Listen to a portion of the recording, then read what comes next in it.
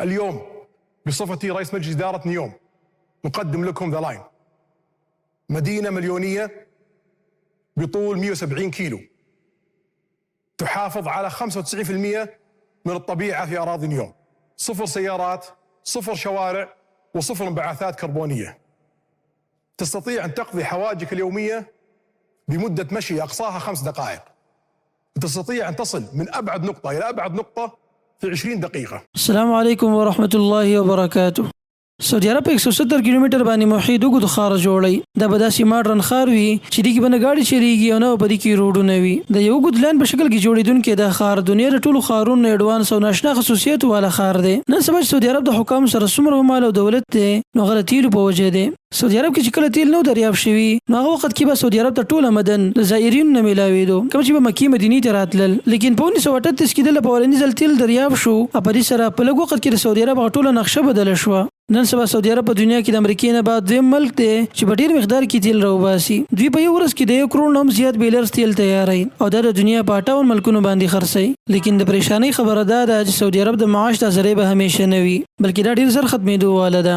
سټینفورد یونیورسيټي کې ماهرینو ریسرچ کړی دی او دا غینه د معلومه شوی ده چې کروډ آیل کم چې موږ تاسو استعمالو دا ډیر زر ختمېدو واله دي. ریسرچ کې دا ویل شوی دی چې 2052 پورې بسمه کې موجود ټول تیل ختم شي یا به دومره لږ پاتې شي چې دا غیر وستل به مشکل شي. نو اخر 2052 نه بعد به سعودي عرب خپل گزاره څنګه کوي؟ د سعودي عرب ولی عهد محمد بن سلمان د وسنه په دې کار شروع کړی دی. سعودي عرب کې د یو خار جوړولو پلان جوړ کړی شوی دی او دا خار به د دوبۍ نوم ډیر زیات اډوانس وي. دا خار په دنیا کې موجود د نور خارونو ډیر مختلف وي. د عام خارونو باره کې دا قاعده وي چې د ځمکې په یو خاص ځای کې شروع شي او ورو په پلانوالي سره زیاتیږي. لیکن دا خار به د یو سیده لاین په شکل کې وي او دا به 170 کیلومتر پورې وګد وي. دا خار کم چې د لاین په شکل کې جوړیږي دا به سعودي عرب د خماعاش لپاره ولنې ذریعہ وي.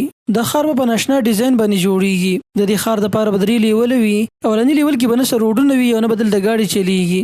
دریم لیول کې به دکانونه، دفترونه او د ضرورت سره موافق هر شی موجود وي. دریم لیول به ډیر اهم وي.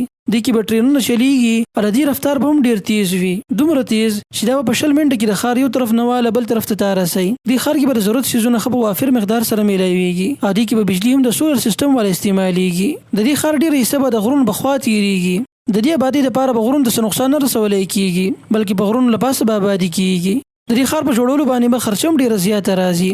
دیو جن سعودي عرب د خار جوړولو لپاره $500 بلین فند مقرر کړی دی. د نیوم په نوم د دې خار ډیر خصوصیات وي.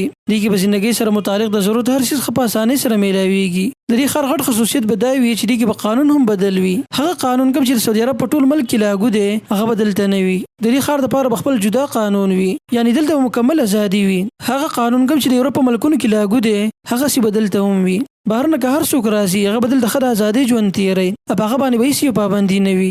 د نیوم د خار به د عام دنیا نه ډیر مختلف وي. دلته به علما دعوت نشي کولای او دلته به دینی تعلیم تربیت داسې په اعلی معیار کې نه وي کوم چې د مسلمانانو په عام معاشره کې دي. د سعودي عرب حکام دا وایي چې 2024 کې بدل د ډیر مقدار کې خلک آباد شوي وي او کله چې دا مکمل شي نو دې کې به د 90 لک پورې خلک اوسېږي. نو د دې هر څه دا معلومیږي چې دلته مال او دولت والا خلک اوسېږي. بادشاهان او دغوی بچي بدل د ژوند کوي. د یورپ ملکونو کې چې څومره مالدار خلک دي هغه نور ملکونو ته چکر لذي نو هغه بدل ته راځي. نو د سعودي عرب د اقدام د خپل معاش خکولو لپاره دی. اگر که په دې اقدام سره د دوی دین ته نقصان رسی نو هیڅ خبره نه ده بلکې ډیر اهمیت ولا خبره ده چې د دوی دنیا دي خراب نشي. دوی چې کوم شاهانه ژوندۍ تیری د دې همیشه وي. ملګرو د عربو خلکو د پاره دا یو ابتدا ده. را روان وخت کې به نور داسې ناشنا سکیږي چې انسان به حیران وي. د الله رسول فرمایلی او چې جزیره العرب کې به خلک دوباره د بوتانو بندګۍ ته واپس شي، یعنی دی علاقو کې به بيدینی سیوا شي. لیکن ملګرو د خبريات ساتل پکار دي چې د هر عروج لپاره زوال دی. لکه اول چې مسلمانانو کې څنګه د دین جذبه سیوا وا او وروسته بیا ورو ختم شو، داسې وخت براشي چې دا جذبه به دوباره سیوا شي. ملګرو دنیا ګټل یا ځان ته د ناستې پاستې ځای ښایسته کول، اعلی آبادي جوړول، ښه خوراک کول، ښه لباس اغوستل دین زموږ دین منه نه ده کړی او نه د حرام کار دی، بلکې دنیا پسې د دې حد پورې تلل چې انسان به ځان ته بېحیايي او فحاشۍ لارې کولاو کی دین زموږ دین منه کړی ده. نن سبا که ملک خپل معاش ښه کوي او غیر لپاره دوی څه ښایسته ځایونه جوړ کړي نو دا څه ناروا نه ده. لیکن دغه ځایونو کې بیا د قرآن نه علاوه بل قانون جوړول او کم کارونه چې منع شوي د هغې طرف ته اجازت ورکول دا زیاتې دی.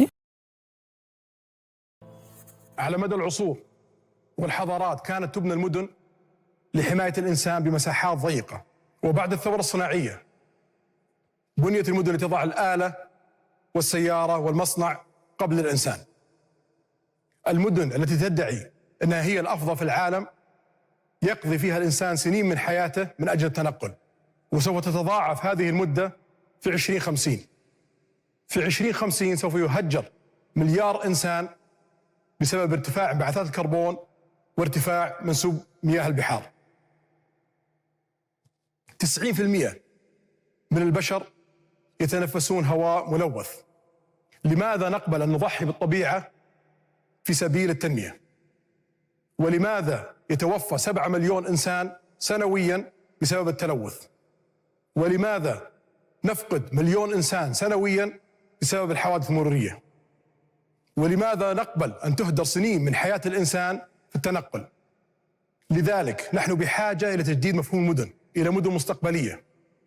اليوم بصفتي رئيس مجلس إدارة نيوم نقدم لكم ذا لاين، مدينة مليونية بطول 170 كيلو تحافظ على 95% من الطبيعة في أراضي نيوم، 0 سيارات، 0 شوارع، و0 انبعاثات كربونية.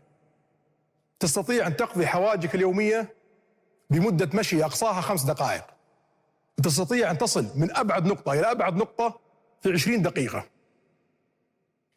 بتكلفة بنية تحتية أقل 30%، وبجودة أفضل للمنتجات اللي سوف تتقدم ب30%.